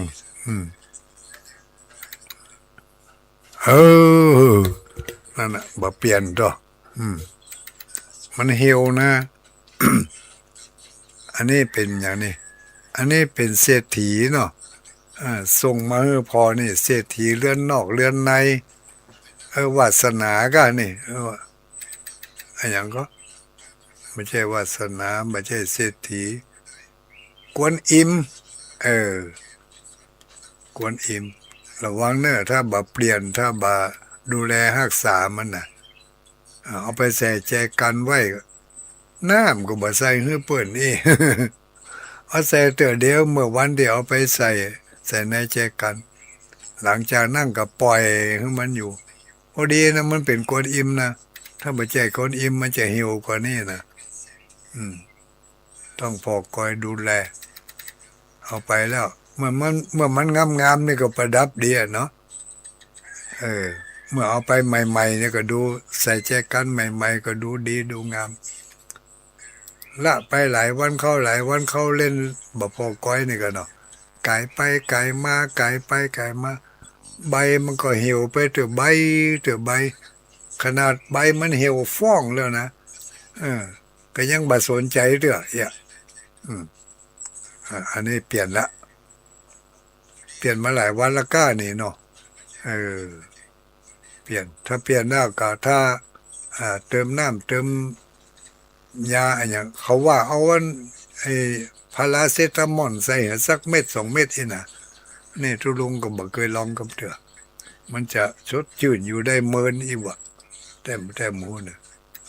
อันนี้ไผเอ่ย แม่น้องฟังตั้งแต่หลวงปู่ออกเริ่มแรกแล้วเจ้าค่ะวันนี้ฟังยาวเลยจะได้ก็ส่งกำลังใจเนอะส่งกำลังใจกำลังใจกันชมรมผู้ปฏิบัติธรรมปกติ06 ถึง 07ชั่วโมงเดียววันนี้ได้รับความเมตตาจากท่านพระครูท่านพระครูอภิวัฒนาวิกรมผู้อำนวยการถวายเวลาตั้งแต่5ไปจนถึง7 โมงเดี๋ยวนี้6 โมงเกิงอยู่ขอรับสายตอนนี้รับไลน์ไปแล้วกี่ไลน์เนี่ยหญิงน้องหญิงน้องนอนฟังเจ้าหลวงปู่อากาศเย็นมานอนฟังกันเนอะลุกได้แล้วแจ้งหรือยังเนี่ยเดี๋ยวพอหันหลังคากุฏิแล้วลูก แจ้งละลุกได้แล้วไฟถนนก็พอดับแล้วฮะไฟในวัดนี่มันใช่ไฟถนนมาดับแต่ก้าเนาะนอนฟังอากาศเย็นห่มผ้าเนาะ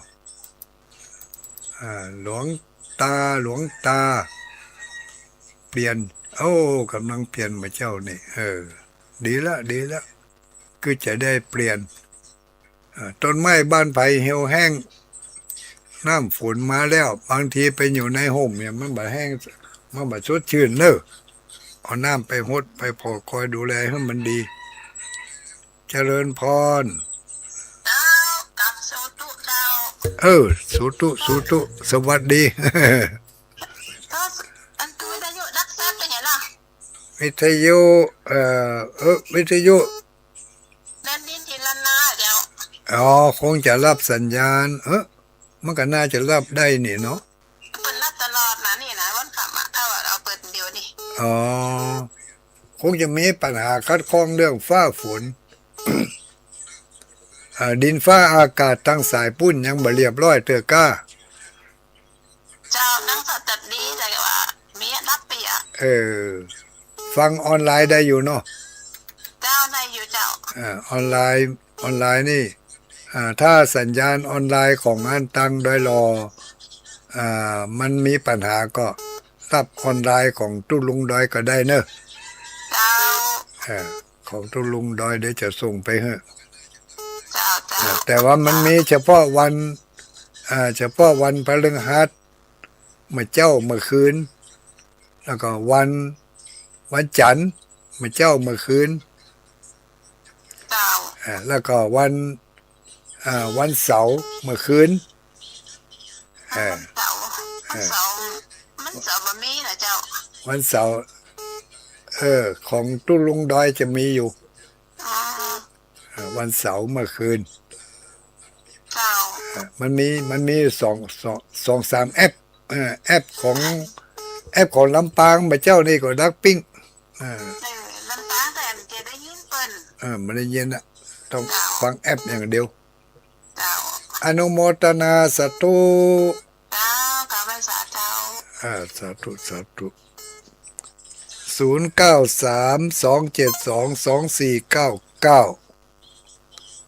1194ลงไปตะกี้เนี่ยไผจะ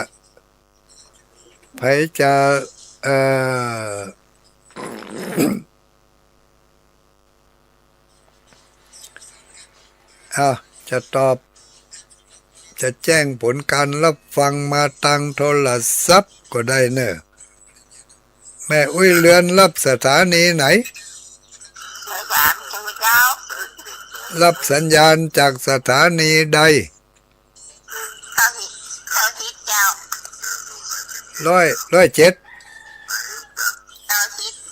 บ้านโชค อ๋อบ้านโชคชัยของคุณดารุณีเนาะเจ้าโชคชัยไปถึงปุ้นรู้นี่เนาะเจ้าโชคดีแต่ไปถึงห้องเคาะเมืองปาน เจ้าห้องเคาะลำปางอนุโมทนาเนอร์สาธุสาธุแม่อุ้ยเรือนแสนต่อล่องเคาะลำวังเหนือ ชมรมผู้ปฏิบัติธรรมไผอ่าท่านอาจารย์สาธิต อาจารย์สาธิตธีระปัญโยวันพรุ่งเนอวันอังคารอาจารย์สาธิตเฮ้ยวันนี้วันอย่างวันนี้วันพัด จำผิดจำถูกแล้วอาจารย์สาธิตธีระปัญโยวันอังคารเนอยาวเหมือนกัน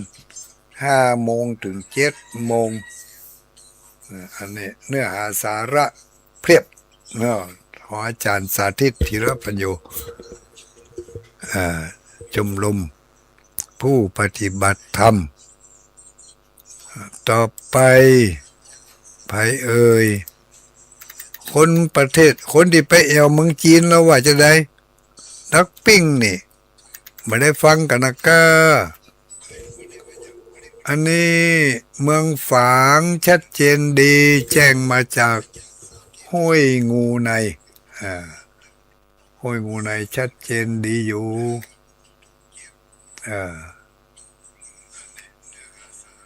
ดอกก็งามเนาะดอกก็เหมาะหน้าใกล้จะเข้าหน้าฝนไม่ใช่ใกล้จะเข้าหน้าฝนเข้าสู่หน้าแล้งเต็มที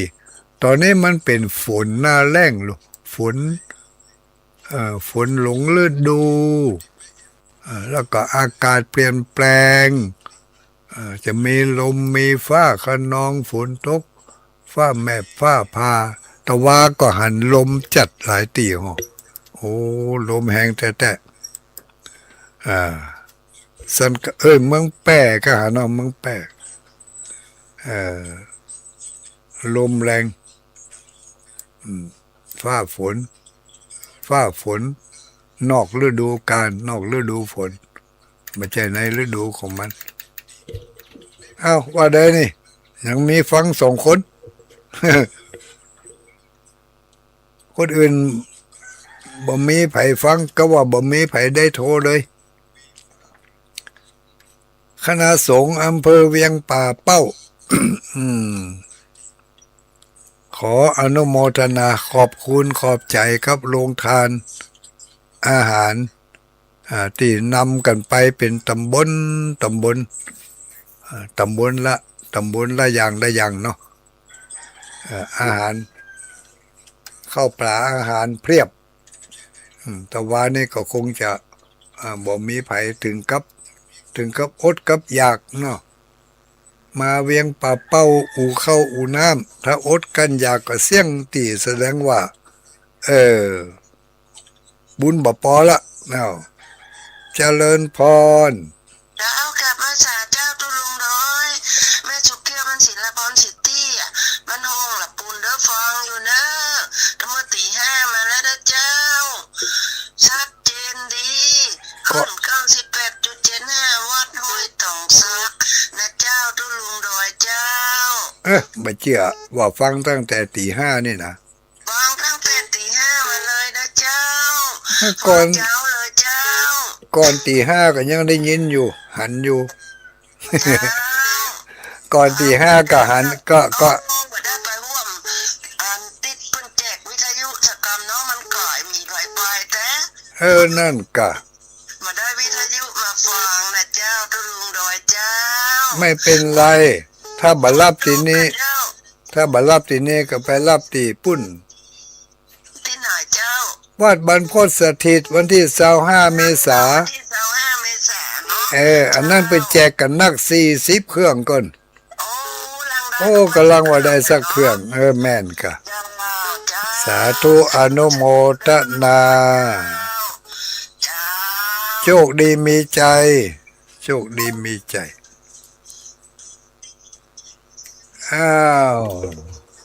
ว่ายังไงถ้าอาจารย์พระเดชพระคุณ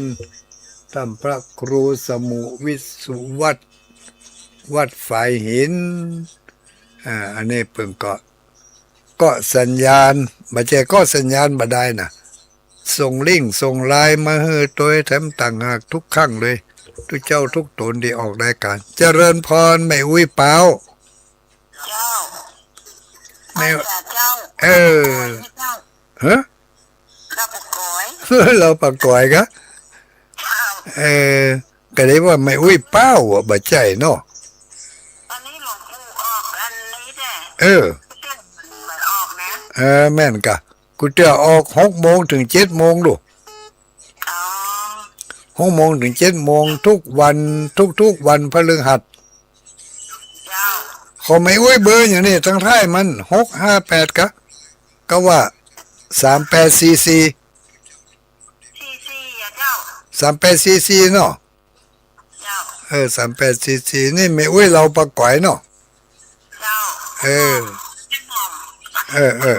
อุ้ยมอมเราปากก่อย นี่ปลายบ้านปีบ้านหลวงปู่นะคะจำได้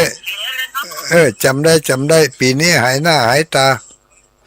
มันไปบอกให้ลูกแล้วหลวงปู่ป่วยแท้มาแล้วมันอยู่ มันห่างก่อยแล้วไปอ่ะเนาะ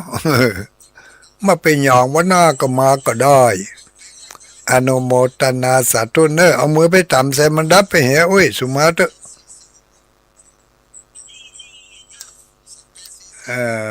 ของแม่อุ้ยเราปากก้อย44อันนี้ท่านพระครูวิสุวัดฝ่ายหินคณะสงฆ์อำเภอเวียงป่าเป้า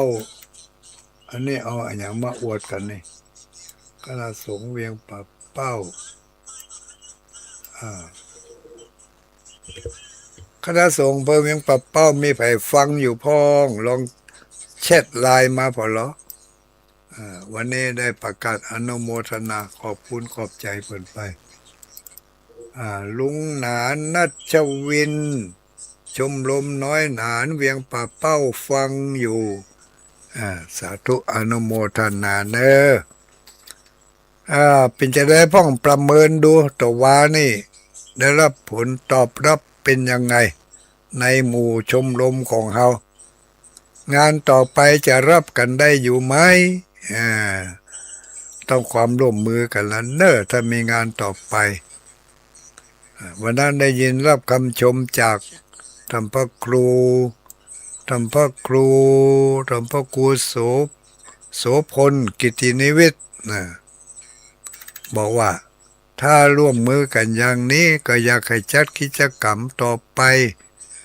วัดป่างิ้วเปิดโอกาสถ้าจะจัดก็ถ้าอย่างกับงานชมรมวันนี้พร้อมที่จะให้ความร่วมมืออีหรอคนนักคนหลายแต่สายต่อไป 0932722499เวลาเหลือเยอะเนอะแต่เจ้า ก่อนออกรายการได้ท่องคาถาให้ฟังนะคาถาอิติปิโสเป็นอิติปิโส8 ทิศอิติปิโส8 ทิศอิติปิโส7 บังเนาะอิละจาคะตะละสาถ้านับตามตัวนี่มี7อิละจาคะตะละสาถ้าตึกนี่เป็นคาถาเป็นว่าคนโบราณเป็นว่าเป็นคาถากระทู้7 แบกกระทู้7 แบกประจำทิศบุรพาประจำทิศตะวันออกใครจะไปทางด้านทิศตะวันออกท่องคาถาบทนี้ไว้หรือจะไปทิศอื่นแต่เวลาท่องคาถานี่ให้หันหน้าไปทางทิศตะวันออกยกมือขึ้นไหวแล้วเป่าเสกป้องกันสัตว์กัดต่อยป้องกัน สิ่งที่บดีทั้งหลายถ้าจะให้เป็นคาถาเมตตามหานิยมนี่ก็ต่อเอาตั้งท้ายเอาอิมาต่อตั้งท้ายแห่งกรรมอิละจาคตะละสาอิอันนี้เป็นคาถาก้าแม่นขายหมานเจริญพรเจริญพรอุ้ยว่าจะดอยไหว้สาเจ้าไหว้สาเออวันนี้มีของดีไม่ฝากก็จ้ามีกับเจ้าอันก้อนตะกี้เจ้าตีออกตีตุลุงยองมันเอากระปายมันหน่อยเดียวเขาเอามันจบนะเจ้าเอามันจบเลยเอาตั้งต้นทำไมเนอะตั้งต้นทำไมเจ้าประมาณสี่นาทีนะเจ้าได้เลยเวลาเหลืออยู่ก็ตาตาดามุดตายไว้เจ้าปี69ปีนี้โลกเปลี่ยนแปลงมนุษย์โลกก็จะใจกำความรุนแรงโลกเปลี่ยนแปลงสงครามโลกเกิดในเจ้าก็สงครามใจขีปนาวุธให้จะยุดทำใดใจนิวเคลียร์ก็ยูเครนก็ยังหกกับรัสเซียก็ยังเคลียร์บ่จบ64 ปีสงครามใหญ่บ่ใจไทยเขมรตามหลักเห็นแต่ระเบิดเกิดกันได้อเมริกาอิหร่านสงครามใหม่สงครามใหญ่ก็จะกลายสงครามโลกครั้งที่3ก็อิหร่านยังหกก็จบเจ้าก็จะเข้าไปหกกับคิวบาก็หันข่าวทีวีตีออกมาอเมริกาจะหกต่อเมืองคิวบาเพราะจะอั้นสงครามโลกครั้งที่3คงลุกลามตึงโลกกันใหญ่โตอเมริกันก็ปล่อยตอร์ปิโดก็โมโหกูดาบ่วางเจ้าเลิกโคซะโมหะกันเติมนาใจปัญญาตึกต้องปองดองกันมนุษย์โลกทุกเผ่าจะสุขสันต์เลิกคบกันสามัคคีดีกันเจ้าทำสงครามบ่กึดจะชิบหายถึงสองฝ่ายเสียหายเหมือนกันเจ้าบ่วอดวายลงตายถึง1 เท่าบ่ไว้เจ้าไม่ลงเลนกดตีนไปสามัคคีถ้าบ่มีในโลกนี้คาเมเนอีผู้นำของอิหร่านที่28 กุมภาถูกสังหารก็เลยผ่านไปโตหมู่สงครามก็วันที่11 มีนาคมถูกถล่มเฮ้อไทยสินค้าเจ้ามายูรีนาลีจิงเฮอเฮาถูกยิงเจ้าว่าสีหอมมุดบ่เว้นไว้แล้วนะหกพานี่เป็นเจ้าอีเลิศเข้าตาว่ากันใหญ่ก็เป็นเฮ้อส่งของสินค้าใดก็ผ่านไปส่งแขกหอมมุดเจ้าขอรัตนะปกปักและหักษาพุทธกาอยู่ที่ไหนในโลกลาขอสงครามโลกข้าง3อย่าเข้ามาขอไกลกาจากเมืองไทยปลอดภัยเจ้ายายน้อยจะโทรประจำเนอะเพราะว่าเวลามันยาวตะลุงเนาะเจ้าไอ้สาเจ้าอนุโมทนาสาธุไม่อุ้ยน้อยต่างสภาวัฒนธรรมอำเภอเวียงปักเป้าตะวานี้ได้รับคำชมเชยได้รับความชื่นชมยินดีจากทางจังหวัดเพราะว่าทางจังหวัดก็มาร่วมด้วยตะวานี้จังหวัดมีหน่วยงานของสภาวัฒนธรรมแล้วก็มีองค์กรได้ทำสภาวัฒนธรรมสำนักงานพุทธศาสนาก็แล้วก็สมาพันธ์ชาวพุทธเนาะที่ทางจังหวัดเชียงราย ชื่นชมจะเอาไปเป็นตัวอย่างที่อื่นๆต่อไปขออนุโมทนาไม่สงวนลิขสิทธิ์เนอะจะเอาไปใช้ที่ไหนที่ไหนไม่เข้าใจสอบถามมาทางสภาวัฒนธรรมและชมรมน้อยหนานคณะสงฆ์อำเภอเวียงป่าเป้าพร้อมที่จะให้ข้อมูลในการจัดทำกิจกรรมแม่อุ้ยบัวพัดกุลันก็นี่เนาะอุ้ยบัวพัดกุลันก็ส่งมาทางไลน์ขออนุโมทนาสาธุสาธุแม่อุ้ยน้องไม่ได้ไปตลาดตื่นสายเปิดวิทยุฟังตุลุงอยู่แต่ว่าถ้าจะบุกงานแก่ไปหน่อยก็ตื่นสายวะรับดีฝนมันจอยตัวเนาะฝนจอยใกล้จะหมดเวลาแล้วญาติโยมทั้งหลาย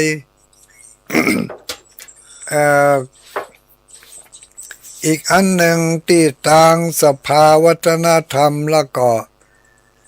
ทางทีมงานที่ได้จัดงานต่อว่ามีการมอบเกียรติบัตรมอบเกียรติบัตรไว้ให้แก่คนที่เปิดได้ไปร่วมงานต่อว่านี่เกียรติบัตรนั้นจะส่งไปทางวัดที่รับกันต่อว่านี่บางทีรายชื่อมันสับสนกันก็ส่งไปทางวัดจะแก้ไขแล้วก็จะนำไปให้ในวันพระวันศีลเจริญพร1194เข้ามาเลยคาถาที่ว่าพระเจ้าบ่ได้ยินเนอะเพราะว่าจะลุงจะออกมันเป็นอันเพลงเป็นยังออกก่อนออกมาก็เลยจัดมันนะเจ้าอิละอิละจาคตะละสา7 กรรมอันนี้วันจันทร์เอามาแจกเนาะเอามาแจกให้จดไว้เนาะได้เลยวันจันทร์จะนำมาแจกพร้อมกับอ่านประวัติพระเจ้า10 จาดเนอะถ้าบักคัดข้องนะมันจังแกล้งนะถ้าถึงวันจันทร์มาลังเตือมันหายโทรศัพท์นั่นกะวันจันทร์แล้วไปนี่ได้ไปกึ่งไปเนี่ยอนุโมทนาเนอะสาธุสาธุให้สนใจเรื่องคาถาคาถานี่ไม่ใช่ว่าคาถาที่ลอยนะมันจะได้เหี้ยไปเลยเป็นคาถาเปิ้นมีอยู่ในปั๊บในปกตูนแล้วก็เป็นส่วนมากจะเป็นพุทธคุณนะอย่างอิราจาคตาลสานี่เป็นบทอิติปิโสลูกอิติปิโสภะคะวาอะระหังสัมมาเนาะเจริญพรครับไว้ซาครับตุลุงครับไผนี้รายงานตัวหน่อยฟังอยู่ครับมันรายงานตัวนะครับลื่อหลงวันที่ครับลื่อหลงบันทิกะลื่อหลงบันทิมาตลอดนะครับยังก็จะโทรฟังอยู่ครับฟังอยู่ตลอดบ่ได้โทรบ่ได้เนาะโอ้ดีกะฟังจนจบเลยครับดีละอนุโมทนาตัวเนอถูกกันแบบกันเตะเลยครับโมดีครับโมดีเนาะจะอ่านกะเสียดายเฮาบ่ได้เป็นยองบ่ได้เป็นลือก็เปิ้นน่ะครับผมก็นี่เป็นคุณลือครับดีละครับลือครับมันจะอู่อย่างอื่นมาหูบ่ใครมันใครรู้ผ่านแลดนะครับมาเป็นหยังถ้ามาอู้รายการตุลุงนี่เอาหยังได้ก็ได้เรื่องอยู่นะครับตุลุงเนาะก็ฮู้พ่องบ่ฮู้พ่องก็ฟังไปมันถึงพด เออเนาะ เป็นกันเองดีครับ เอออันกะ ได้เงินๆนะครับนะ เออก็แต่ยังค่อยน้อยเยอะจะ แข็งแรงครับตัวลุง ถ้าบ่ฮู้เขาก็ถามลุงยองหั่นน่ะกะ ครับครับ สาธุอนุโมตามิจุกดีมีใจเนอจุกดีมีใจนี่จะรับได้แถมสักสายส่งสายอยู่ค่ะคุณโยมวรดอนจากอำเภอสันทรายฟังอยู่อันนี้ไผอิติปิโสวิเศษสิอิติปิโสคุณจินดาตุลุงเมื่อเริ่มต้นแล้วแต่ว่าบ่ได้ไปหันแน่จดชื่อไปคนครบแล้วก็เลยบ่ได้ไปอันที่เป็นโจทย์ไปนั่นเป็นโจทย์ไปบ่ได้ลูกก็เป็นตึงเจิญว่าไผใครไปก็ไปอันที่เป็นโจทย์ไปน่ะกลัวว่าวัดนั่นแต่ละวัดนั้นมันจะบ่ไปอีกก็บ่ฮู้จะเอาไปก็เลยแต่งโจทย์ไปหั่นน่ะผู้ที่เพิ่นบ่ได้โจทย์ชื่อก็ไปกันญาตินักญาติหลาย